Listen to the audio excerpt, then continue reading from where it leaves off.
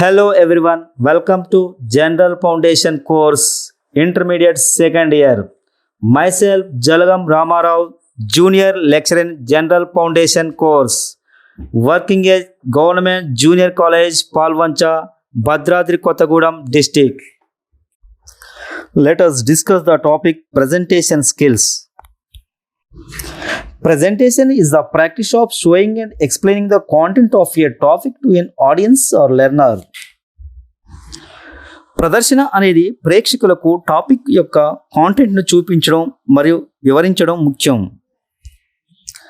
Presentation is also the means of communication which can be adopted to various speaking situations such as talking to a group, addressing a meeting or briefing a team. Presentation అనేది communication యొక్క సాధనం. ఇది ఒక సమావేశాన్ని ఉద్దేశించి ఒక బృందంతో మాట్లాడటం లేదా బృందానికి బ్రీఫింగ్ చేయడం వంటి వివిధ మాట్లాడే పరిస్థితులకు అనుగుణంగా ఉంటుంది. Presentation skills include planning, preparation and delivery of the message. Making a formal speech is one form of presentation. Presentation skills can be broadly categorized into physical, oral and electronic. ప్రదర్శన నైపుణ్యాలలో ప్రణాళిక తయారీ మరియు సందేశం పంపిణీ ఉంటాయి. అధికారిక ప్రసంగం అనేది ప్రదర్శన యొక్క ఒక రూపం. ప్రదర్శన నైపుణ్యాలను భౌతికంగా, మౌఖిక మరియు ఎలక్ట్రానిక్గా వర్గీకరించవచ్చు. 9 steps in effective showcase presentations. Audience analysis, ప్రేక్షకుల విశ్లేషణ. సెట్ యువర్ ఆబ్జెక్ట్, మీ లక్ష్యాన్ని సెట్ చేయడం. కలెక్ట్ యువర్ ఇన్ఫర్మేషన్, మీ సమాచారాన్ని సేకరించడం. Decide on your structure of presentation, మీ ప్రదర్శన నిర్మాణంపై నిర్ణయం తీసుకోండి. Decide which visual aids to use and how, ఎటువంటి విజువల్స్ ఉపయోగించాలో నిర్ణయించండి. Read through your presentation. Rehearse, ముందుగా రిహార్సల్ చేయండి. ఎగ్జామైన్ యువర్ డెలివరీ, మీ డెలివరీని పరిశీలించండి. రివ్యూ, సమీక్ష చేయండి. మీరు మిగతా వ్యక్తులతో ఏ విధంగా కమ్యూనికేట్ చేస్తున్నారు? కమ్యూనికేట్ చేస్తున్నప్పుడు మీరు ఒక్కరే చేయరు, ఒక టీంతో చేస్తున్నారు. టీమ్ స్పిరిట్ అనేది చాలా అవసరం. సో అలా వర్క్ చేసేటప్పుడు మీ కమ్యూనికేషన్ స్కిల్స్ ఎలా ఉన్నాయి? It's very important. It's depend lot of things. Career growth కూడా దీనిపై ఆధారపడి ఉంది. ఇంటర్వ్యూస్లో కూడా ఫస్ట్ ఆఫ్ ఆల్ ప్రెజెన్స్ ద్వారానే ఇలా చాలామందిని ఎంపిక చేస్తారు. టెక్నికల్ స్కిల్స్తో పాటు సాఫ్ట్ స్కిల్స్ కూడా చాలా అవసరం. బిహేవియర్, మీ బిహేవియర్ ఎలా ఉంటుంది? ఇంటర్వ్యూ హాల్లో మీరు ఏ విధమైన బిహేవియర్ షోకేజ్ చేయాలి? అది కూడా ప్రజెంటేషన్ స్కిల్స్ కిందకు వస్తుంది. That is in transferable skill. Transferable అంటే ఒకరి నుంచి ఇంకొకరికి నేర్చుకోవచ్చు. మీరు ఒక విషయాన్ని ఎదుటి వారికి ఎలా చెబుతున్నారు అనేది ఈ ప్రజెంటేషన్ స్కిల్స్ డిఫైన్ చేస్తుంది.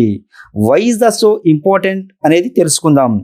Confidence and effectiveness. సో మీరు ఒక పనిని ఎఫెక్టివ్గా చేయగలుగుతారు, కాన్ఫిడెన్స్గా చేయగలుగుతారు అనేది ప్రజెంటేషన్ స్కిల్స్ ద్వారా మీరు నేర్చుకోవచ్చు. ఎదుటి వాళ్ళు గ్రహిస్తారు మీరు ఎలా చేస్తున్నారనేది. అదేవిధంగా your attitude define mind your success. అంటే మీరు ఒక పనిని ఎలా చేస్తున్నారు, ఎదుటి వారితో ఎలా మాట్లాడుతున్నారు అనేది ఈ సక్సెస్ డిఫైన్ చేస్తుంది. Body language. మనం English or Telugu any language అయినా సరే మాట్లాడేటప్పుడు ఇంటర్వ్యూస్ ఆర్ ఆఫీసులో అయితే ఇంగ్లీష్లో మాట్లాడవలసి వస్తుంది. సో అది నార్మల్ లాంగ్వేజ్. బాడీ లాంగ్వేజ్ అంటే your body is going to convey message. అంటే మీరు నోటి ద్వారా చెప్పే లాంగ్వేజ్ భావ వ్యక్తీకరణ కాకుండా బాడీ లాంగ్వేజ్, బాడీ కూడా మాట్లాడుతుంది అంటే బాడీ లాంగ్వేజ్. సో మీరు ఆ బాడీని మీరు ఏ విధంగా మోల్డ్ చేస్తారు? స్పెషల్ ఇంటర్వ్యూస్లో ఇది చాలా అవసరం. How to improve your presentation skills. Research your audience. Knowing the needs of your audience can help you tailor your presentation to target their interests and explain how your company can be of use in their specific situation. భావ వ్యక్తీకరణ నైపుణ్యాలను మెరుగుపరుచుకునే అంశాలు. First one, ప్రేక్షకులను పరిశోధించుట. భావ వ్యక్తీకరణ నైపుణ్యాలను పెంచుకునే వ్యక్తి తన ప్రేక్షకుల యొక్క అవసరాలను తెలుసుకోవాలి. తద్వారా తన సంస్థ వారి అవసరాలను ఏ విధంగా తీర్చుకోగలదో వివరించాలి. ప్రేక్షకులకు పరిశోధన ద్వారా మన భావ వ్యక్తీకరణను వారి ఆసక్తులను లక్ష్యం చేసుకునే విధంగా మలుచుకోవచ్చును. Structuring your presentation. The classic format is to tell them what you are going to say, present, and then tell them what you told them. భావ వ్యక్తీకరణను నిర్మించుకోవడం. భావ వ్యక్తీకరణలో ముందుగా ప్రేక్షకులను మనం ఏ విషయం గురించి చెబుతున్నామో తెలియజేయాలి. వ్యక్తీకరణలో ముందుగా మనం చెప్పబోయే విషయం యొక్క ప్రయోజనాలను ప్రేక్షకులకు తెలియజేయాలి. భావ వ్యక్తీకరణను ప్రేక్షకులతో భావోద్వేగ అనుబంధం ఏర్పడేలా ఒక కథ లేదా ఒక ప్రశ్న లేదా విస్మయానికి గురి చేసే గణాంకాలతో ప్రారంభించాలి. వ్యక్తీకరణ పూర్తి అయ్యే వరకు ప్రేక్షకులు తమ ఆసక్తిని కోల్పోకుండా ఉంచాలి. వ్యక్తీకరణను ముగించేటప్పుడు ప్రారంభంలో చెప్పిన విషయాన్ని తిరిగి ప్రస్తావించి చివరిగా ప్రేక్షకుల హృదయాలకు అత్తుకొనిపోయే ఒక స్లోగన్ లేదా కొత్త కార్యక్రమానికి పిలుపునివ్వాలి. Third one, practise practise practise but don't memorise. It's different for everybody but I will say one thing, if you practise your speech only once you are going to sting. You can talk into a mirror, talk to a wall, or ask a family members to listen. Third one, ఎక్కువ సాధన. మనం వ్యక్తీకరించబోయే అంశాన్ని అనేక సార్లు సాధన చేయాలి. సాధన చేయడం అనగా ఆ అంశాన్ని బట్టి వేయడం కాదు. అనేక సార్లు రిహార్సల్ చేయడం ద్వారా ఆ అంశాన్ని గుర్తుపెట్టుకోవడం ద్వారా సమర్థవంతంగా దాన్ని వ్యక్తీకరించే నైపుణ్యం ఏర్పడుతుంది. అద్దం ముందు నిలబడి రిహార్సల్ చేయడం, కుటుంబ సభ్యుల ముందు రిహార్సల్ చేయడం వంటి సాధన వలన మన భావ వ్యక్తీకరణ సమగ్రంగా ఉంటుంది.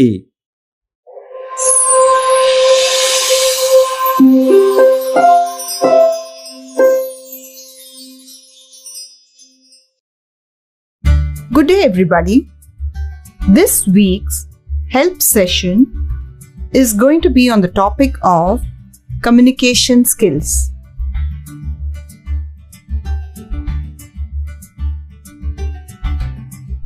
What is communication, or what happens when we communicate? When we communicate, there is an exchange of feelings, thoughts, emotions, facts, and information. So, when can we say that the communication has been effective? The communication is said to be effective when both the parties, that is, sender and the receiver, assign similar meanings to the message and listen carefully and make the sender feel heard and understood. So, do you agree that effective communication is a skill? It increases productivity, enhances relationships, and saves time and energy. Effective communication is a skill that needs to be cultivated, nurtured, and practiced. Some of the communication skills that can be practiced are active listening, non-verbal communication, and speaking with clarity. Are speaking and listening the only forms of communication? Not really. As students, most of the time we communicate through our writings. Reading skills serve as a foundation for writing. Effective reading skills give people the opportunity to learn new information and improve their writing skills. Therefore, total communication process involves all the 4 skills of reading, writing, speaking, and listening. Listening is the most important tool, followed by speaking. Reading is rated higher when compared to writing. Readers are easy to communicate with and have higher chances to succeed in both professional and personal life. Emoting is a very important way of communication. Let's begin our activity now. We will be displaying 4 pictures showing different emotions. You need to identify and name these emotions. Shall we start? Yes.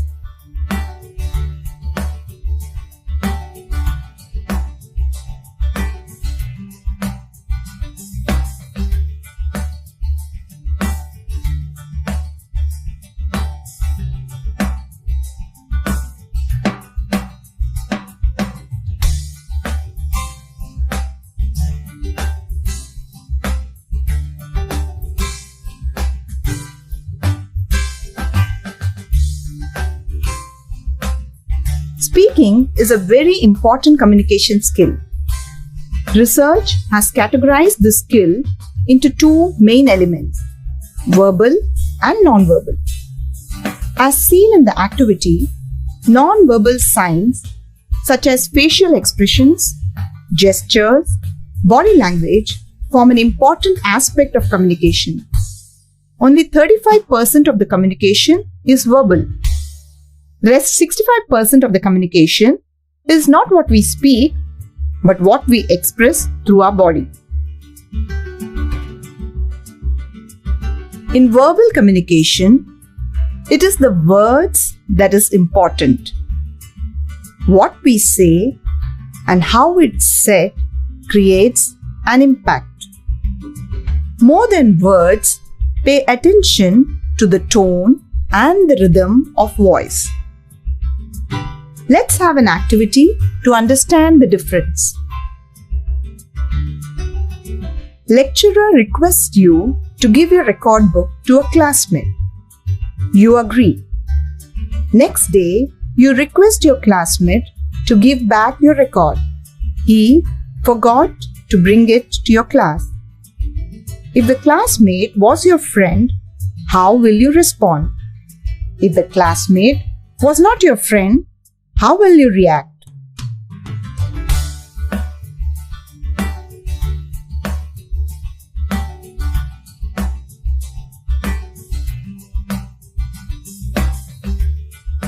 So, do you think speaking well alone is enough for us to be good communicators? Definition of communication is to exchange information flow from both sides clearly, which means that not only you have to speak well, but also listen carefully. In fact, listening forms 45% of the communication process. The Chinese character for listen, Ting, captures the spirit of listening. We bring our hearts, minds, ears, and eyes into this exchange. Listening with Ting enables us to have a much higher quality of conversation and communication. We are engaged in what the other person is telling us and deeply listening for their meanings. This results in very effective communication. Miscommunication happens due to inactive listening or poor speaking skills. Let's see how.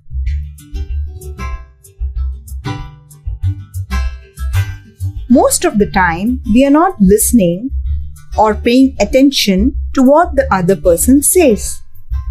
It's very important to listen to others carefully without interrupting them, and not to form our own thoughts or judgments while others are talking. It's better to pause after someone has finished before replying immediately.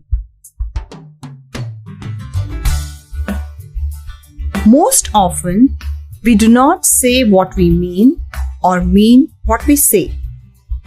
Say what you mean and mean what you say is an outer expression that reflects the inner feelings. 65% of all our communication is non-verbal. It shows up in the body or our non-verbal signs. It's important to communicate directly or face to face, as this reduces miscommunication. Communicating through digital mode like WhatsApp, email cuts out the important non-verbal aspects of communication. Before we speak, let our words pass through each of the 3 gates. At the first gate, ask yourself, is it true? At the second gate, ask yourself, is it necessary? At the third gate, ask yourself, is it kind? It becomes easy to practice the above steps when we develop the ability to understand and share the feelings of others.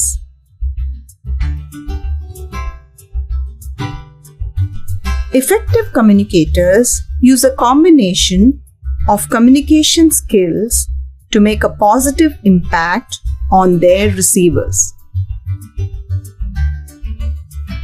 Our communication with others depends on how we connect and communicate with our own selves and our surroundings.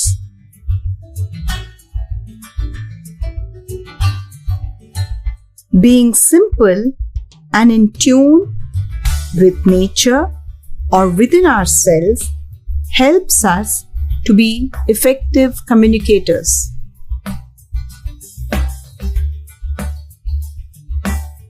When we communicate effectively, we establish a connection, a relationship that helps us to succeed.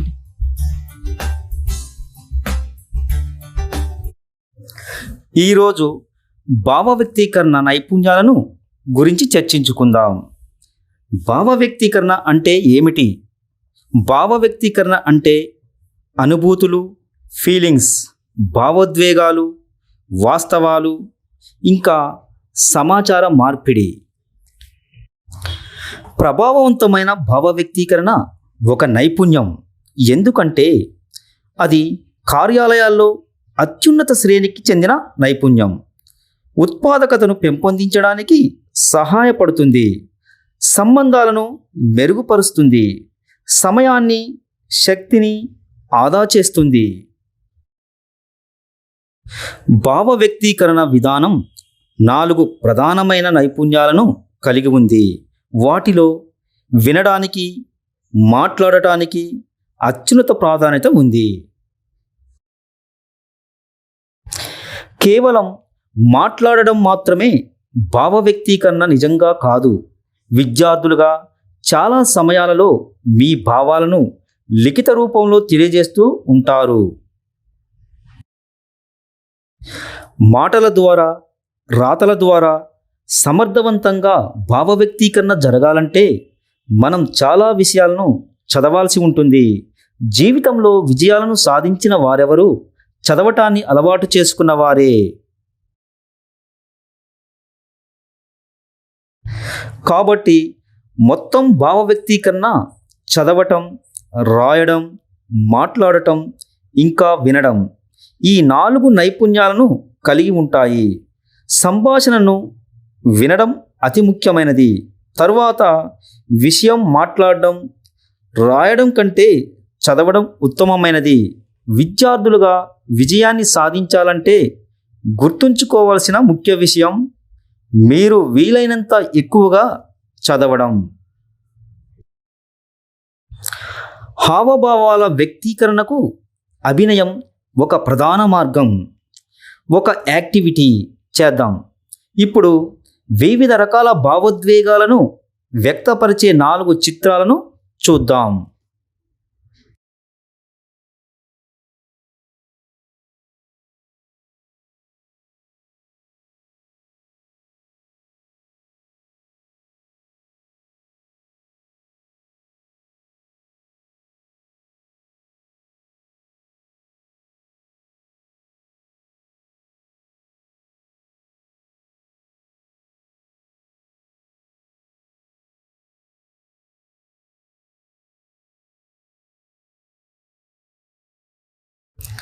మాట్లాడటం అనేది ఒక ముఖ్యమైన భావ వ్యక్తీకరణ నైపుణ్యం. పరిశోధకులు దీనిని 2 భాగాలుగా విభజించారు. మాటలు, సంజ్ఞలు. సంజ్ఞలు అంటే సైగలు, ముఖ కవలికలు అంటే శరీర కదలికల తీరు, బాడీ లాంగ్వేజ్ ఇలాంటివి అన్నమాట. కేవలం 35% మాత్రమే మాటల ద్వారా భావ వ్యక్తీకరణ జరుగుతుంది.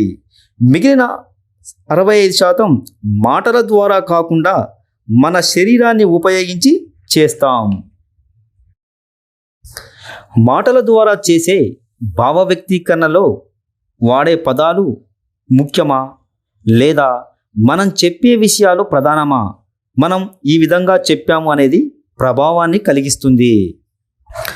పదాల కంటే కూడా మన కంఠం ధ్వనిస్థాయి వేగం లయ పట్ల దృష్టి సారించాలి.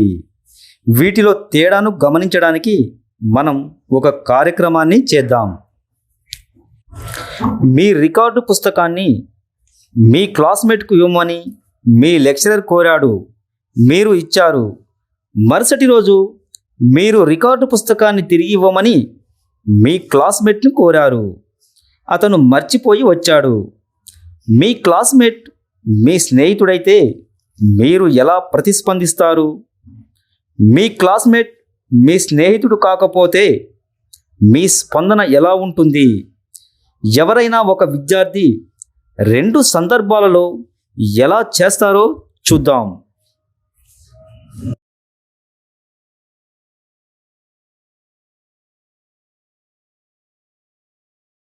కాబట్టి కేవలం చక్కగా మాట్లాడినంత మాత్రాన మనం మంచి భావ ప్రసరణకర్తల? భావ వ్యక్తీకరణ అంటే సమాచార మార్పిడి అని అర్థం. సమాచారం ఇద్దరి మధ్య సక్రమంగా ప్రవహించాలి అంటే దాని అర్థం మీరు చక్కగా మాట్లాడమే కాకుండా ఇతరులు ఏం చెబుతున్నారో జాగ్రత్తగా వినాలి. నిజానికి సమాచార మార్పిడిలో 45% వినడం ఉంటుంది. చైనా భాషలో వినటాన్ని టింగ్ అంటాము. అంటే వినడంలో ఉత్సాహాన్ని కలిగిస్తుంది. మనం మన హృదయాలను, మనస్సులను, చెవులను, కళ్ళను మార్పిడి చేసుకుందాం. టింగ్తో వింటే అది చాలా ఉన్నతమైన సంభాషణను, భావ వ్యక్తీకరణను చేసే సామర్థ్యాన్ని కలుగజేస్తుంది. ఎదుటి వ్యక్తి చెప్పే దానిలో మనం పూర్తిగా నిమగ్నమైపోతాం. వారి భావాల్ని లోతుగా విందాం. అందువలన మనకు మంచి ఫలితం ఉంటుంది. తప్పుగా వినడం లేదా మాట్లాడడం వలన తప్పుడు సమాచార మార్పిడి జరుగుతుంది. అదెలా? ఎదుటి వారు చెప్పేదానిని మనం వినకపోవచ్చు లేదా దానిపై దృష్టిని కేంద్రీకరించకపోవచ్చు. మధ్యలో అడ్డగించకుండా వారు చెప్పేది జాగ్రత్తగా వినడం చాలా ముఖ్యం. ఇతరులు మనతో మాట్లాడే సమయంలో మన సొంత ఆలోచనలను ఏర్పరచుకోరాదు. ఎవరైనా మనతో మాట్లాడటం పూర్తి అయిన తర్వాత కొంచెం సమయం తీసుకొని మనం ఏం సమాధానం చెప్పాలో ఆలోచించుకోవాలి. మనం తరచుగా అనుకున్నది మాట్లాడినది అనుకోము. కాబట్టి మీరు అనుకున్నదే మాట్లాడండి, మాట్లాడిందే అనుకోండి. ఎందుకంటే బాహ్య వ్యక్తీకరణలు అంతరంగంలోని భావాలను ప్రతిబింబిస్తాయి. 65% వ్యక్తీకరణలు సంజ్ఞలే. అవి శరీరం ద్వారా లేదా సైగల ద్వారా చేస్తాం. మన భావాలు తప్పుగా ప్రసారం చేయకుండా ఉండాలంటే మనం ముఖ్యమైన విషయాలను ముఖాముఖిగా చర్చించుకోవడం ముఖ్యం. డిజిటల్ విధానాలైన వాట్సాప్, ఈమెయిల్ భావ వ్యక్తీకరణలో ముఖ్యమైన సంజ్ఞల ద్వారా వ్యక్తీకరణ లేకుండా చేస్తుంది. మీరు మాట్లాడటానికి ముందు మీ మాటలు మీలోని 3 ద్వారాల గుండా పయనించేటట్లు చూసుకోవాలి. మొదటిది ద్వారం వద్ద మిమ్మల్ని మీరు పరీక్షించుకోండి, ఇది నిజమా? రెండవ ద్వారం వద్ద అడగండి, ఇది అవసరమా? మూడవ ద్వారం వద్ద మళ్ళీ అడగండి, ఇది కరుణతో కూడుకున్నదా?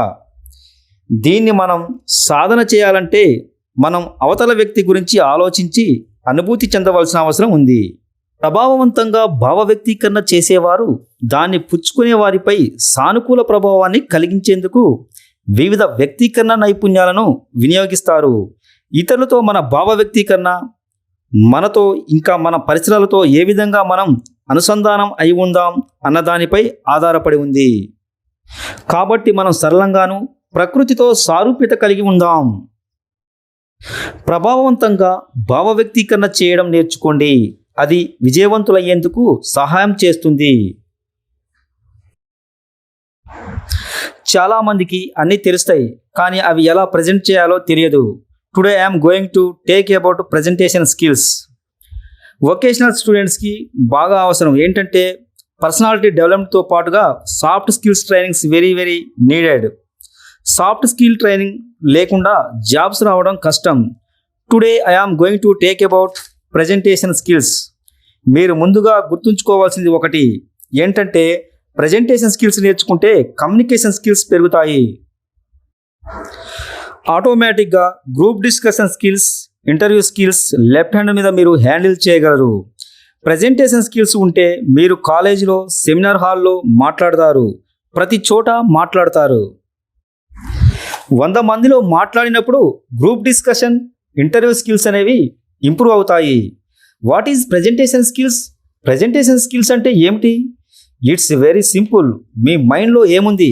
What is your mind? మీ మైండ్లో ఉన్న థాట్స్ని, ఐడియాస్ని ఒక మంచి రూపంలో, ఒక మంచి క్రమంలో, ఒక ప్లానింగ్లో, ఒక స్ట్రక్చర్ ఇచ్చి, దానికి ఒక సీక్వెన్స్ ఇచ్చి 1 by 1 when you are presenting properly in front of main people, that's called as presentation. వాళ్ళు అలాగే మాట్లాడటమే presentation. It can be anything. Presentation can be anything.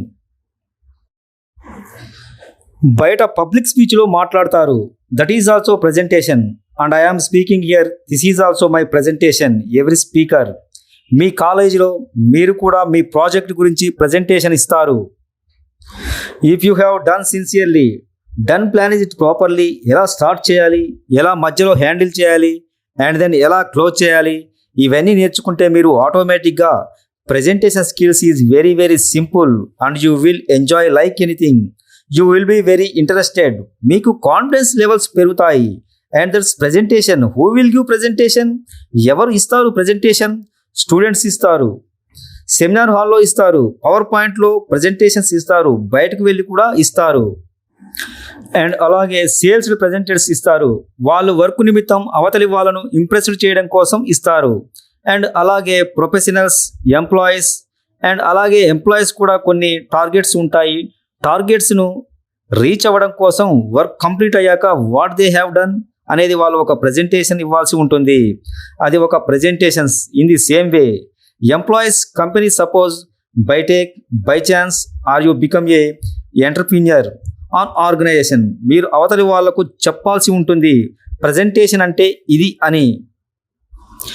And నా ఎయిమ్స్ ఇలా ఉన్నాయని, నా అంబిషన్ ఇలా ఉంది, నా ఆర్గనైజేషన్ ఇలా ఉంది, ఇలా ఉండాలి, this is I have planned, so నా వ్యూస్ నీ వ్యూస్ రెండు కలవాలి అని చెప్పేసి మీరు కూడా ప్రజెంటేషన్ ఇవ్వాలి. Not just employed also give that presentation. So like that who will give presentation? It can B anyone. So knowledge మంచిగా ట్రాన్స్ఫర్ అవ్వాలంటే ప్రజెంటేషన్ స్కిల్స్ ఎంతో అవసరం. ప్రతి మనిషి తన కెరీర్లో బాగా డెవలప్ అవ్వాలంటే నలుగురిలో మాట్లాడటం, సరిగా మాట్లాడటం, దాన్ని ప్రాపర్గా ప్రజెంటేషన్ చేయడం అనేది ప్రతి ఒక్కరికి అవసరం. And then now why are you giving this presentation?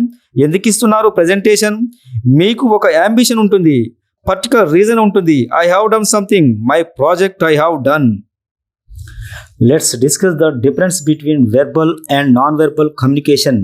Meaning, verbal communication is the process of communication in which words and language is used to transmit the message, and other persons varies as a non-verbal communication.